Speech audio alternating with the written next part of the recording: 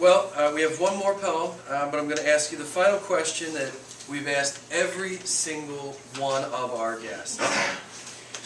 If you've ever seen Inside the Hollywood Studio Actors, this is basically a very similar question. I don't get a chance to watch too much TV. What advice does City Councilman Nick Mosby have? There's a drum roll.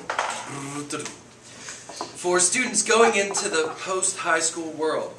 Most importantly, what are the 3 most essential character traits that our students should focus on to have a bright future? Number 1, time management. Right? So the one thing about college, and I know you've seen things and people have scared you, and you've heard the whole sayings of look to your left, look to your right, someone's not going to be here in a year or 2 years. Throw that out the window. College, if you're able to sit through your classes in high school, you're able to go home, do your work, come back, retain at work, do well on tests, do the proper things that's going to prepare you to get the information. You can do well in college. There's a saying where people also say college isn't for everyone. I throw that out the window too. There's over 5 or 6 or 7 or 8,000 colleges in the United States.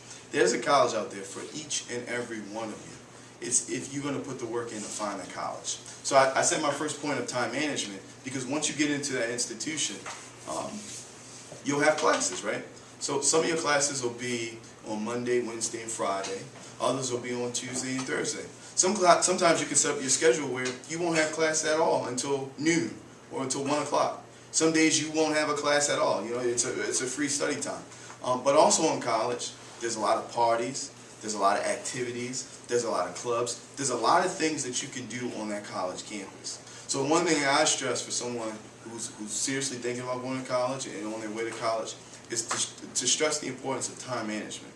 Understand and know what you're there to do and what you're focused on, which is doing well and succeeding in school. But then also take advantage of all the other things. And with that strong balance, being able to concentrate on your schoolwork as well as partaking in all the other activities around campus, you'll do well, you'll succeed.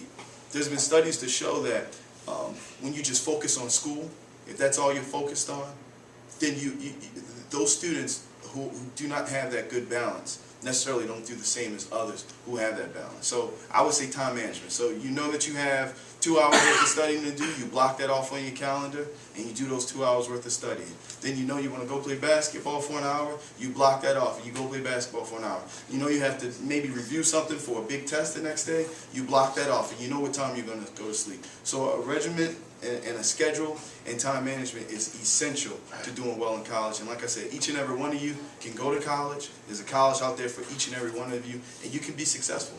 There's a lot of resources in colleges as well. The next, I would say, is the hard work.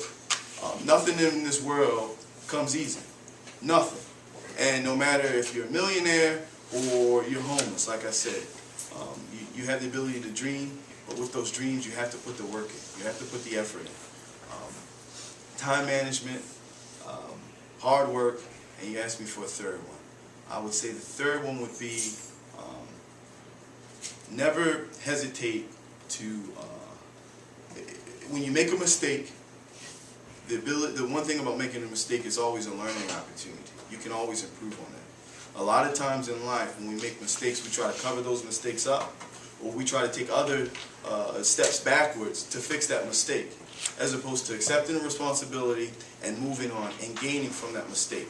In life, you're going to make mistakes, always. But you have the ability of changing that. So don't be afraid to take accountability and ownership of that mistake and move it in the right direction. So if you fail a class, that doesn't mean that, if you're failing in a class, that doesn't mean you just ignore the class and you just fail it completely. Go talk to your teacher. If you do something wrong, you address it head on. And I think in life, if you start to do that with the whole visualization of what you want to become and what you want to dream about, and those natural steps that we talked about in getting you there, that you'll be okay, you'll be successful. So time management, hard work, and don't be afraid to make a mistake, and when you make that mistake, you correct that mistake. Use it as a learning moment. Excellent. So thank you.